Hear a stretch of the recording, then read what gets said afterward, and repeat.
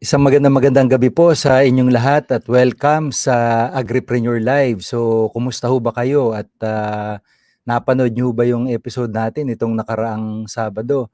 So, thank you ho sa lahat ng viewers dahil ho sa magandang ratings ng AgriPreneur sa GMA7 at maraming salamat po sa inyong support.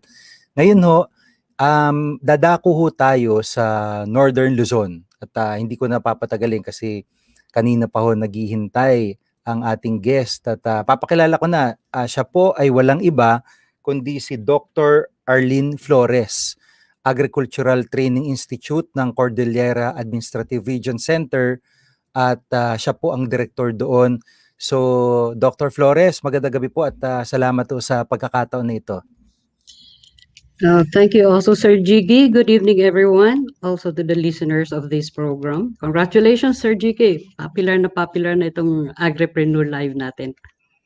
Apo, maraming salamat po at ano rin po ito sa tulong din po ninyo, ma'am. So basically ho, kwentuhan nyo nga kami at educate nyo po kami dito sa work nyo, sa mga projects nyo sa ATI car. Pero bago ho yan, kumustahin ko muna ho yung situation nyo after nito mga bagyo nagdaan. Kumusta ho ba kayo at yung mga pananim nyo po dyan ay kumusta rin po? Yeah. I think ang car naman hindi siya talaga ganun ka-damage as the other regions kung saan nakasentro yung bagyo, ano. But of course, we also have agricultural damage. At the moment, actually, nag-a-assess pa ho kami. The region is assessing yung damage talaga sa crops natin. So, as usual, every year in, year out naman, meron talaga tayong typhoon that comes along.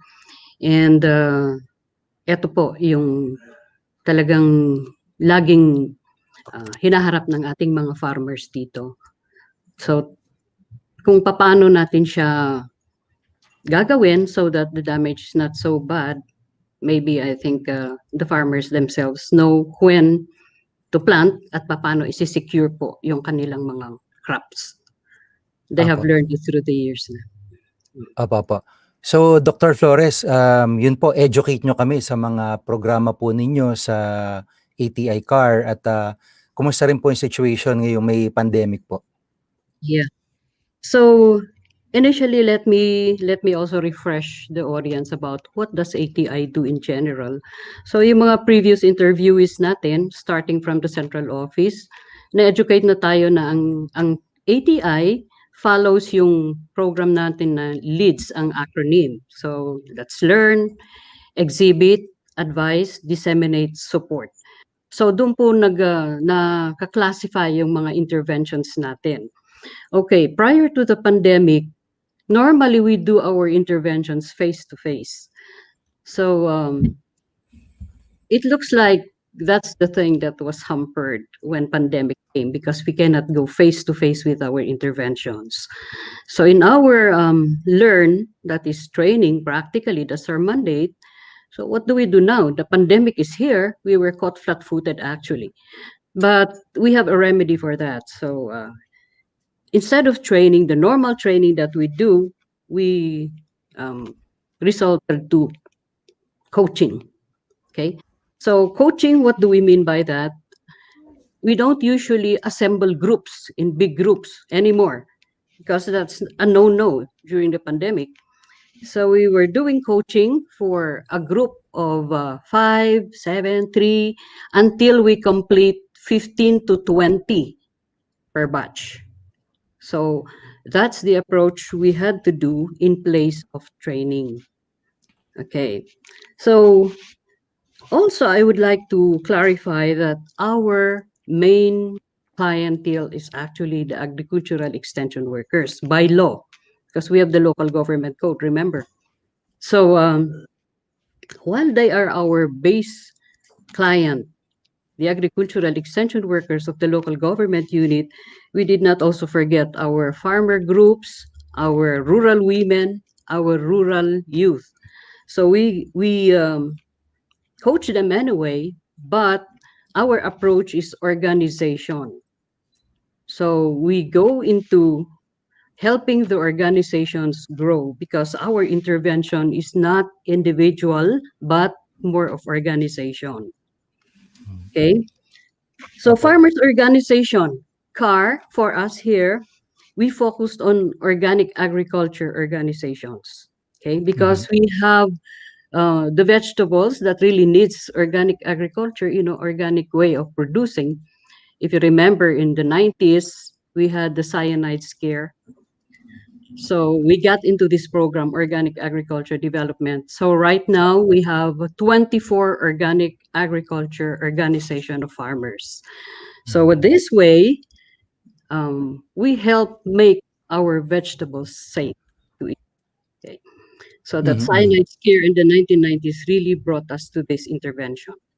So Opo. hopefully, we will be able to really generate more organizations, help more organizations to get into organic agriculture.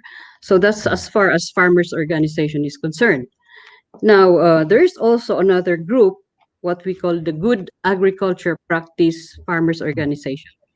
Mhm. Good agriculture practice, not necessarily yet organic agriculture, but this is a stepping stone actually towards organic agriculture. Mhm. This is very much related to the operation of our, if you've heard of BAPTC, Mhm, mhm. Benguet Opo. AgriPreneur Trading Center, because Opo. our farmers who will bring their produce there have to practice good agriculture practice. Mhm, mhm. That's already the lingo in the international market, good agriculture practice. So that's where our support is, the ATI, to help develop the farmers' organizations. Okay, Mhm. not only that, we also help women organization, the rural women. So right now, CAR has inventoried, close to 1,000 women organizations.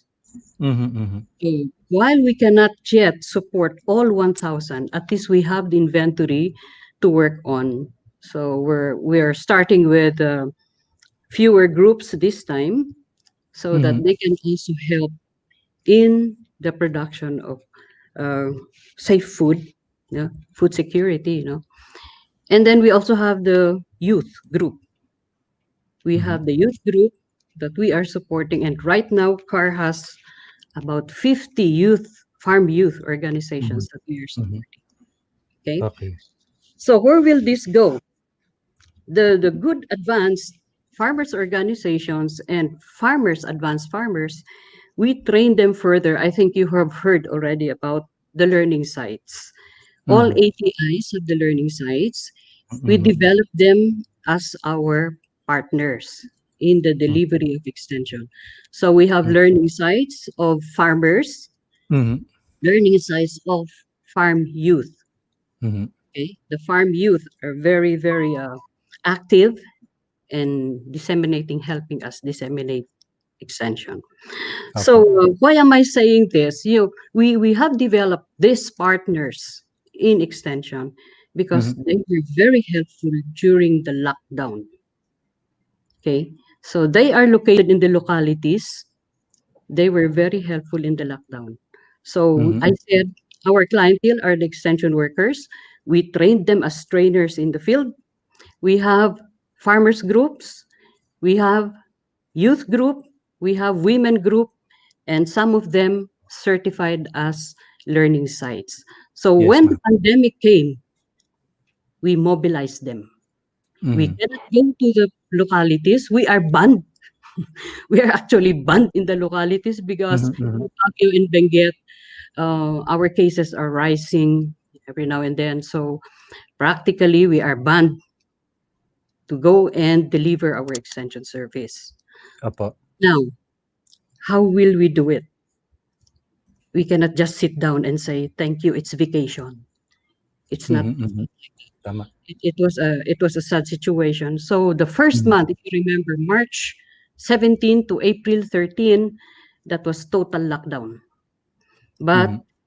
we continued to work. It was an opportunity actually for us to sit down and write down our modules, review, revisit our training programs and Yes. interventions. It was really a time for us to do that. So that come Opo. when we will open up, we are ready with the intervention. That was what we did actually. So, okay, after the total lockdown ECQ, we have to move. How do we do it? Mhm. Car, incidentally, although not only car, I think some other regions as well, we are not all, what do you call this, internet connected. Mhm. Connectivity is not that good. Okay. So that was one big problem. While Mhm. we can use online, it should have been online, but connectivity is a problem. Mhm. So for the few areas with connectivity, we can go online. So Mhm. we put in blogs, we put in some, you know, lessons through online. Mhm. And okay, the other one that we can utilize is the radio. Radio, Mhm. that's quite common in the localities, but it Mhm. could have been better if we are connected, internet, if we have internet connections everywhere. But we cannot stop by just saying that there's no connection, so we don't move. No. Tama.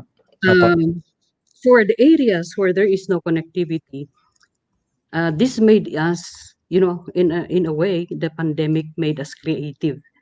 Mhm. We did what we call the boundary to boundary extension. Papaano po yun, Doc? We are banned from moving in. They Yes, don't let opo. us beyond the boundary. But we have to coach, we have to orient, and we have to deliver materials for after training support, extension materials. Okay. Mhm. So how do we do this? We ask them, can we meet at the boundary? Mhm. Mhm. So those who are there, who we trained earlier as extension workers and trainers in the localities, our partners, we're referring to the extension workers, the learning sites, Yes, Doc. the farmers, we agreed to meet at the boundary. Okay. Mhm. And it's funny, Sir Jiggy, it was really an experience for the staff that you Opo. cannot even go a step beyond the boundary. If you go a Mahigpit step masyado. beyond the boundary, you will be quarantined in that area. Mhm. So Mahigpit ano?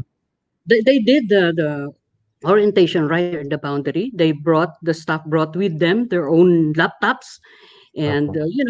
played the laptop orientation and coaching right there in the boundary, exactly in the boundary. Mhm. Mhm. We cannot go a little beyond. So there was one area where there was an eatery just few meters away from the boundary. We cannot even get in there. We were Hmm. thinking we can get in there to hold the orientation. No. So on top of the mobile of our vehicle, you put on Mhm. top your laptop there, open it up there, and that's where you will do your coaching. Opo. Doc, So it was quite exciting. yes, Doc. Hanggang ngayon po ganyan pa rin yung situation, boundary to Mhm. boundary pa rin? In some areas, we still do that. Sir, Hmm. stricto kaya ang aming stricto Mhm. yung LGUs namin dito. But, we Opo, understand, they're keeping safe. They're also keeping safe. correct. Tama. Mm. But Sa car po, now, sir, sorry po. Sa car po, ilang farmers po bang pinag-uusapan po natin dito, sa buong nasasakupan niyo po? yeah, we are covering 6 provinces. Mhm. And according to our data, ang ating farmers ay nasa 336,000 plus. Opo, opo. Oo. So, ganun karami yung farmers natin, 334,000 plus. Mm. Okay. And we only have 895 extension workers. Okay. Kulang na kulang ano? Kulang na kulang. At kami, sa manpower namin, we only have 15 technical 15 staff. lang? Yes. Opo. Oo. Mhm. So we really need the advanced farmers who we trained as learning sites to help us. And Buti po naging maaga po kayo. very helpful. Doc, buti naging maaga po kayo na kumbaga wala pa man yung pandemic o kaya, kakasimula pa lang, nakita niyo na ho kasi ang laki ho nung groupings na ginawa niyo, prior. So buti yung naging maagap kayo, no? Laking bagay ho nun sa mga communities. Yes, in fact, no, this is not only for CAR, also for the other ATI centers, because this was one of our interventions, solving our manpower problem of only 15 per region. We had to develop partners. So we were active in making partnerships, building partnerships. So yun po. But I think one unique thing in CAR is we did not limit it to the employed local government extension workers. We also organized the retired experts. You see that in the local government extension surveys, there are already retired personnel, but they are still good and able, and they are the experts in many of the commodities. Okay, so well, actually, we don't really have to teach much on technology to the farmers. Marunong na po ang mga farmers natin. You know, so what we just had to do with our partners is to put some system on what they already know. Alam mo yun? Isi-systematize lang natin what they already know Yes. and put Apo. some scientific explanation to what they already know. Because they know the procedure, they know we don't teach them how to plant rice. They know that already. But only we Correct. have to put a little system. Okay? So it will be more Apo. organized. So I think hindi naman talaga mahirap turuan yung mga farmers kasi marunong na sila. But one thing that we recognize as very important is, you know, raising their aspiration so that we can move to agripreneurship. Apo, yung Because pong mga sorry po mm, ma'am, ma-cut ko lang po kayo. Yung pong mga farmers, open din ho sila sa mga, yun nga, bagong learnings, technology. Open ho ba sila? Nakikita niyo ba na open sila? oh yes. You know, I think they are more excited sa aming experience. They're more excited on the social technology aspects. As I said, the technology, alam na nila yan eh. We just have to put some system on how they do with their technology. So meron tayong, like in rice, for example, meron tayong palay check system. So we're just putting some system into what they already know and some little updates on technology. Kasi ang technology naman, hindi naman kaagad-agad meron yan eh. It takes also years to develop technologies, right? So that it can be disseminated. Hindi man Opo. minsan lang na experiment, disseminate na. Hindi ganun eh. For a technology to be matured, it has to be really studied. And it takes some time to do that. Okay, so in terms of technologies, I have said, maybe just giving some system into it, but what is more important, and we see that this is very much appreciated, is something on social technology. One, we have to inculcate values in our move towards agripreneurship. Mahirap nating hilain sila na mag-agripreneur kayo without them putting in their heads and appreciating what that is. So that has something to do with mentality, values, raising their aspiration. Because if they don't care about raising their aspiration, okay lang, production lang, plant now and then harvest, and plant again, then harvest, that's it. But if we raise their aspirations and their values towards improving life, improving their income, then they will appreciate. So we have Opo. training courses on farm enterprise development, financial literacy, and values development, camaraderie, and this is very important for them so that they can all work together. So Opo. dito kami nagfo-focus dito sa CAR eh. Mas kasi when we go into consultations, ano ang problema na nakikita nyo? Sasabihin, the negative attitude of farmers. Ano yun? Hindi yun solvable by technology. If you talk of attitude, kasi ang training naman is knowledge, skills, and attitude. We will have to tatamaan natin yung attitude portion. So with this na approach namin, hopefully we can really be successful in agripreneurship. Kasi Doc, pag yes, medyo na, apo. okay, sige po. Dr. Flores, additional question lang. Yung pong 4 na points, yung financial literacy at saka po yung iba niyo nabanggit, ATI po, kayo po mismo ang nag-develop nun para sa locality po ninyo o parang from Yes. national center binaba po sa ATI CAR? Yung general guide is from the national, but you have to localize it. Mm. You have to localize it. Even Apo. our training for the extension workers, we have a national guide. We have a national listing, okay, curriculum, but we have to localize it to suit the situation. So Mhm. the training, how the training is approached by the different regions would be a little different because we have to see Mhm. the situation. Okay. Here in Opo. CAR, we are doing yung phase training programs. We really make our own phase training program suitable for, okay. Hmm.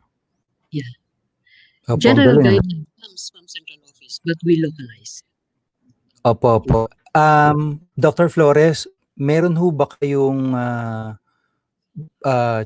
bukod diyan yung mga challenges ano, on attitudes, yung, kailangan ma-raise yung aspiration, dun sa mga batang youth organization po na na-organize niyo, kumusta naman po sila? Yes. We are banking on the youth. Lalo ito yung mga out of school youth. I think Mhm. hopefully the Philippines will be successful in doing this because this is nationwide yung intervention for the farm youth. Ang maganda dito sa farm youth, meron kami yung isang ginawang training program, farm Mhm. youth with indigenous people. So itong Opo, farm youth, maganda. tinitrain namin sila na sila yung magta-train naman o magdi-disseminate ng technology, ito technology na ito sa mga indigenous groups.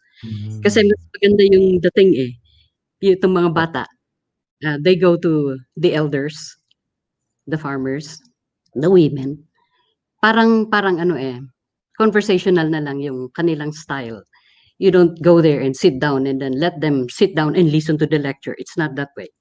It's practically coaching, conversation, storytelling, but in the hmm, process, they are teaching technology. We train the youth that way. So opo, maganda yung ganun na approach natin for the opo. indigenous. Panghuling tanong ko na lang po, yung climate change issue, nako-consider na ho ba yan, lalo po sa area ninyo, sa Yes, sir. pagdating po sa training? Mhm. Yes, sir. Meron din po tayong intervention sa climate change. And Mhm, this also emanated from the national guideline. mhm. And yeah, ang CAR naman kasi ang kalaban naman namin dito landslides. Okay. Opo, Kung sa lowland ay flood, kami po ay opo. landslide. Mhm, So, yun po, kino-consider din po yun sa ating vulnerable areas. We also have interventions for that. So, mhm, the pinaka-vulnerable area dito sa CAR, naka-establish ngayon, not only with ATI, but also with the agencies around in CAR. So we work mhm. together in how we will give interventions to solve or to address climate change. Kanya-kanyang intervention yung agencies. Okay, DNR has its own, DAR has its own, ATI Opo, has its own, the regional mhm, field office of the DA has its own. mhm, mhm. Pinagsasama-sama namin yung aming intervention to address yung climate change. So basically, it's a change in the way we do agriculture. Opo, Okay? opo. Bilang panghuli po, Dr. Flores, meron po ba kayong message o invitation sa mga nanonood sa atin and especially diyan po sa, naabot ng programa natin sa CAR? Okay. First of all, I would like to say thank you so much to our partners in the localities, the extension workers who we trained as trainers in the local areas for their cooperation and their willingness to still continue with extension despite the lockdown during the pandemic. They were really very, very material in making extension still alive. The learning sites that we also mobilized, the retired personnel who willingly acted as resource persons in our absence, and of course the local government units who are ever supportive of our interventions. Our mother agency here, the regional field office, the support of our regional executive director, Director Cameron Otsi.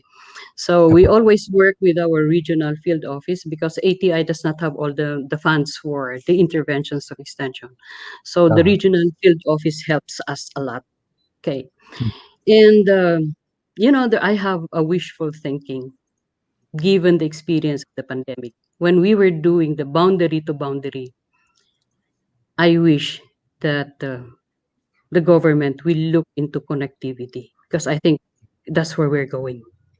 Look Opo. into the connectivity in the rural areas so that we can reach them even in times when we cannot go face to face. Mhm. The other wishful thinking that I was thinking about, um, establishment of government radio stations in government offices, also in strategic government offices.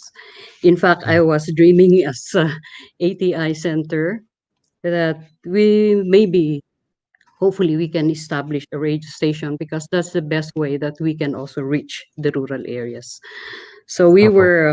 we were using mobile phones. Mhm. Maybe, I don't know how that would be, but would the radio be easier? Although the mobile phone is really very helpful, it was also our means of communication for clarifications, Opo. disseminating information. The mobile phones are okay. So those are things that we hope can happen, and strengthening of the local government unit extension office. That's very critical, and I think that's about to happen with the Mandanas ruling coming in, Mhm. when we are going to really give full support to the local government unit. So if that will happen, and the local government unit agriculture office will be strengthened, it will be Mhm. easier when we just have to communicate one-on-one. They do direct to the client, while we also enhance our extension workers the best way we can. So Opo. support to the local, strengthen the local government unit extension service, Mhm. improve our connectivity, hopefully, please. Opo. So it was very difficult to reach out, and then Opo. maybe set up some radio stations in strategic areas. So Opo. this way, I think we can reach more the client that we have. Opo. So again, thank you so much to our partners. I really Mhm. thank so much the partners that helped us, especially during the total lockdown. And up to now, we are still banned in some areas. Oo nga We po. cannot really get in. So also, Opo. Sermon Jiggy, thank you so much also for the opportunity, Opo. for giving the ATI the chance to talk about what we do. All the regions, I think many of our center directors have already been interviewed by you. And then, Mhm. of course, Opo. Sir Jiggy, thank you so much. Opo, Jiggy lang po. Maraming salamat din po, Dr. Flores, and God bless po. Mag-ingat po kayo. Salamat po. Thank you so much. Thank you po, ma'am. Salamat po. Bye-bye po. Si Dr. Arlene L. Flores, siya po ang ATI Car Center Director. Maraming salamat po sa inyong time. And kumusta ho kay Director Ron Odsi ng RFO Car? Na-interview na ho namin siya. Maraming salamat, Director. And of course, kila Ma'am Tonet Arceo ng ATI National. So ngayon nakikita niyo yung hirap din na pinagdadaanan, no? Doon ho sa mga clients ng ATI. Siguro mas ma-appreciate nyo ngayon yung hirap na pinagdadaanan. Isipin nyo, sa panahon ng pandemic, border to border lang pala yung ginagawa kadalasan ng grupo nila Dr. Flores. So mahirap po yun kasi syempre sa sasakyan ka lang, ulanin, arawin yung situation, dapat nasa labas dahil para magkakitaan yung dalawang team, para magkaturuan. Di naman po pwede yung nasa loob pareho ng sasakyan at naka-aircon. Kaya nakikita ho natin, na-imagine natin yung challenges na inaabot nila. At hanggang ngayon, kahit may mga GCQ areas na, ganun pa rin ang situation. Tama nga naman, dahil pag tinamaan lahat o nagkasakit ang karamihan doon sa mga magsasaka doon, yung mga vegetables, yung mga doon lang tumutubo, baka ho magtaasan na naman presyo dahil walang magtatanim o walang mag-aani. Kaya nakikita ho natin yung kanilang hirap. Yan, yung mga inabot ng bagyo, Calabarzon, Director Pia, Cosico, mahirap na situation siya. Sila Director Barrientos, mga na-interview na natin dito. So, alam niyo yun, parang ngayon na-appreciate nyo at pag nagkaroon ho kayo ng pagkakataon, sila Director Vera, di ba? Central Luzon, grabing tama ng bagyo dyan. So nakikita ho natin yung talagang dapat pahalagahan natin at ma-appreciate natin ang gusto itong mga efforts ng mga ATI teams. Tagla 15 lang, imagine ninyo. Ilan yung kanina? 15 staff ng ATI. Merong 895 extension workers. LGU part na to para sa 334,000 plus na magsasaka. Di ba? Hindi ko makompute kung ilan yun. 10:1, di ba? Dami nun. Kaya huwag na nating sama math dito. Hindi talaga ako eksperto sa math. So, yan. Makikita natin, ma-appreciate natin yung hirap na pinagdadaanan ng mga ATI teams. Kaya sa ATI, salamat po. Salamat po sa pagkakataon na ito na maibahagi niyo itong mga proyekto po ninyo. So, magbasa na po tayo ng mga messages at basahin natin. Ito. SMP Manicad, pa-shout out po. Ano to? Ano ba tong mga parang ano na to? Hello, magandang gabi sa iyo, SMP. Marie Rivera, good evening, Sir Jiggy. Good evening din po. Eugene Gabak, good evening, Sir Jiggy. Watching from Puerto Princesa, Palawan. Salamat po, thank you. Ito, Erickson Martinez Banda. Good evening po, Center Jiggy Manicad. Happy birthday po. Thank you sa Poco sa Town ni Cap Eric Bunag at Ma'am Catherine Urbano Frias, row top from Barangay 174 po. Yes, God bless po sa inyo. Salamat po at ingat po kayo. Thank you ho. Julieta Bait-It Arcebuche. Good evening, Sir Jiggy. Watching from Bacoor. Salamat po. Thank you, ma'am. Alan Claudio. Magandang gabi po ulit. Sir Jiggy, lagi po ako watching sa iyo. God bless po from VRC Farm. Salamat po, Mang Alan. Thank you. Balot Verceles. Good evening, Sir Jiggy. Magandang gabi po. Jasmine Kizon, good evening, Sir Jiggy. Belated happy birthday. Watching from Lipa, Batangas. Salamat po. Thank you. Akira Falian Cantillo, magandang gabi po. Lagi pong nanonood. #Mansali Oriental Mindoro. Salamat po at kumusta ba dyan sa Oriental? Abigail Lilang Bunag, good evening po, Sir Jiggy Manicad. Happy birthday po. Pamangkin po ko ni Kap Eric Bunag and Tita Kat from Barangay 174. God bless po sa inyo, Center number 1. Salamat po, ma'am, at thank you sa greetings. Maria Lita, ma'am. Manang Litz, magandang gabi at good evening, Sir Jiggy and Ma'am Marnie. Once again, happy birthday. Salamat, Manang Litz. Thank you. Pagaling ka. MJ Alcubera. Good evening po, Sir Jiggy Manicad from ATI Mimaropa. Kumusta na kayo? Galing ho nung director nyo dyan. So, mag-ingat ho kayo dyan at kumusta ho bang epekto pala ng bagyo? No? Thank you. Claire Olave Mata Tranquilino. Good evening, Sir Jiggy. Belated happy birthday po. Thank you. Watching from Adores Farm. Salamat po. Ale Chavez, hi po. Sir Jiggy, musta po? Watching from Mabitak. Pa-shoutout po sa Ruta Mendoza and Subiano family from Pangil. Thank you ho. Erlinda Gomez, watching San Pablo City. Good evening po, Sir Jiggy. Salamat po at ingat po kayo parati, ma'am. May Ann Parilla, good evening. Sir Jiggy, good evening po, watching always. Thank you po. Dami kami natututunan na sa agri po, family namin. Thank you ho. Ito, Princess Gubuat de Torres. Good evening po, ma'am. Alam mo na, birthday mo na bukas, ha? Ano bang handa natin? See you tomorrow. See you tomorrow. Pupunta ako sa tindahan mo. So, thank you at thank you in advance and happy birthday. So, yung kwentuhan natin kanina, dedetalye pa natin yun, ha? Thank you. Umanda ka na. Landscape Artist of the Stars. Yan. Yan ang magiging title mo. Marlon Opulencia. Sir Marlon, gandang gabi po. Good PM po, Sir Jiggy. Dito po sa aming bayan, nag-organic na po kami. Oo nga, Sir Marlon. Sa Rizal, Laguna. Salamat po at sa inyong panonood.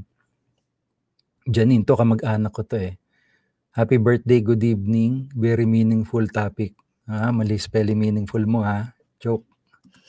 Kung sa kay Don Fred and Kuya Je. Victorino Duran, Sir Vic, SJM, magandang gabi po, watching from San Juan City. Ingat po lagi. God bless po, solid volunteer, San Juan City, San Jiggy, Manicad. Magandang gabi po, Mang Vic. Si Mang Vic ko, kung nangangailangan kayo, mayroon ho itong tindang mga sprayer. Pwede ho itong mga yung pang seedlings at saka pwede rin pang disinfectant. So, ito si Mang Vic, kontakin nyo lang sa kanyang Facebook. Mang Vic, thank you. Janet P. De Castro, good evening po. Happy birthday. God bless and more power. Pabati rin kay Ate Vanessa Valdez. Liego of Malasike, Pangasinan. Happy birthday. Miss Janet, thank you. At kumusta sa mga teacher dyan sa Dapdapan ES? Mary Joy Kausing, good evening from Cyprus. Salamat po. Dilo Damjo, gandang gabi po. Thank you ho. June Kasupang Senin. Good evening po. Salamat po sa mga info. Napakalaking tulong po ito sa lahat ng farmer katulad namin. Mabuhay ka, Sir Jiggy Manicad. Salamat po. Namo-monitor ho kayo ni Dr. Flores. Nasa kabilang line pa siya. So, ma'am, ito po yung mga positive feedback na nakukuha natin. Thank you ho. Juan Luis Manicad. Good evening. Thank you po. God bless. Watching from Montalban. JL, gandang gabi at kumain ka mabuti. Gazette Grace De Gia. Good evening, Sir Jiggy. Gandang gabi po. Negra Sarap. Hello, Sir Jiggy. Happy birthday po. Thank you. Salamat. Kennard Urolaza Andres. Good evening, Sir Jiggy, and to Director Flores. Watching again from South Korea. God bless po. Salamat po, Sir Kennard. Kamsamida Ronaldo Gomez Katapang. Good evening, Jiggy. God bless. Salamat po. Agnes Ochoa Chuap. Happy birthday, Sir Jiggy. Long live, sir. Thank you for helping local businesses and farmers. More power to AgriPreneur. God bless. God bless po, ma'am. At maraming salamat din po. Mary Andal Borja. Good evening po. Watching from Cavite. Gandang gabi po. Bonrem Ortaliza Apostol. Good evening po, Sir Jiggy. Happy birthday po. Continue being a food advocate. God bless you even more. Ingat po palagi. Salamat po, Miss Bon. Jennifer Villoria. Siguro to, ATI Director Flores, I agree with you. It is the attitude that we need to change. Could we connect with you, please? We have a private initiative for farmers at Isla Ventures, Jiggy Manicad. Salamat po, Ma'am Jen. Iralhen Ignacio. God bless Sir Jiggy and Ma'am Arlene Flores. Keep safe po and thanks for sharing your ideas. Salamat po. Josefa Almadin. Gandang gabi po, Aling Josefa. Ingat po kayo dyan sa Hong Kong. Tintin Gonda Magnaye. Shout out po to all ATI networks, particularly ATI Mimaropa. Hello sa ATI Mimaropa at sa mabait niyong director dyan. Kumusta? Congrats. Thank you. Si Ma'am Juliet Nasita. Good evening po, Sir Jiggy. Very informative discussion with Director Dr. Flores po. Nice advocacy, sir. Food security. Isama niyo na din po water security. Magka-partner po yan. O nga, kung may pagkain, kailangan mo inumin. So, dapat malinis na tubig yan. Tama, Ma'am Juliet. Tama ka dyan. Lani O. Cabillones. Good PM, Sir Jiggy. Watching from Gatid, Santa Cruz, Laguna. Gandang gabi po sa mga taga Santa Cruz. Cyril Ann Bakli, Gabriel. Hello, Idol. Mula po sa Ilocos Sur. Kumusta po kayo dyan sa Ilocos Sur at salamat po sa panonood. Ren Santos, Doktora. Good evening, Sir Jiggy. Stay safe para sa lahat. Maswerte pa rin, Calabarzon kumpara Central Luzon na maggugulay. Talagang ubos po, babangon at babawi po tayo. Opo, sa totoo lang po, napakalaki ng epekto sa Central Luzon. May mga areas talaga na lubog pa rin sa baha. So, ingat po. Angel, watching from Caloocan. Kumusta bang 24 oras natin? Nung racket mo ngayon sa TV? Marlon Oribal Ortilano. Happy birthday, Sir Jiggy. Watching from Dumalag, Capiz. Gandang gabi po, sir. Thank you. Jonathan Pasco. Happy birthday ulit. Alam yun na. Parating na ba yung regalo mo, Otan? From Israel. Thank you, Mario Abe. Good evening po, watching from Italy. Buongiorno.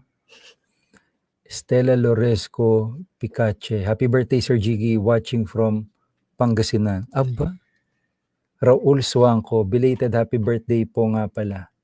Happy birthday Aba, to ano ka pa? you. Ano nyo naman? Happy birthday to Kumusta naman? you. Thank you. Happy birthday. Happy birthday. Happy birthday to Yay! you. Thank you sa prod team. Salamat. Yay! Thank you. Salamat po. Thank you sa prod team. Sino pa? Marami pa eh. Thank you sa mga bati nyo, ha? Bernard Beltran, to kaibigan natin to, mabait na bata to eh. Magandang gabi po, Sir Jiggy. Happy birthday po ulit. Maraming salamat po sa laging may serbisyong may puso from Caloocan City. Thank you, Bern. Julius Cesar Ritwa Takal. Gandang gabi, Sir. Watching from Quezon City. Ingat po. So, yan po. Maraming salamat po sa inyo. No? Thank you din ho sa ATI car through Director Flores. Maraming salamat po sa inyong time and hopefully magkita-kita ho tayo para feature din po natin yung mga projects and farms nyo dyan sa car. And sa lahat ng mga nanonood ngayon na ATI Networks, ATI Mimaropa, ATI National, ATI Calabarzon, so thank you ho. Maraming salamat po sa inyong support. At bago ko magpaalam, nais ko magpasalamat sa mga kaibigan natin. Babasahin ko na at baka may makalimutan ako eh. Magtampo pa itong mga to, ha. Manang Kates, White Plains, Quezon City.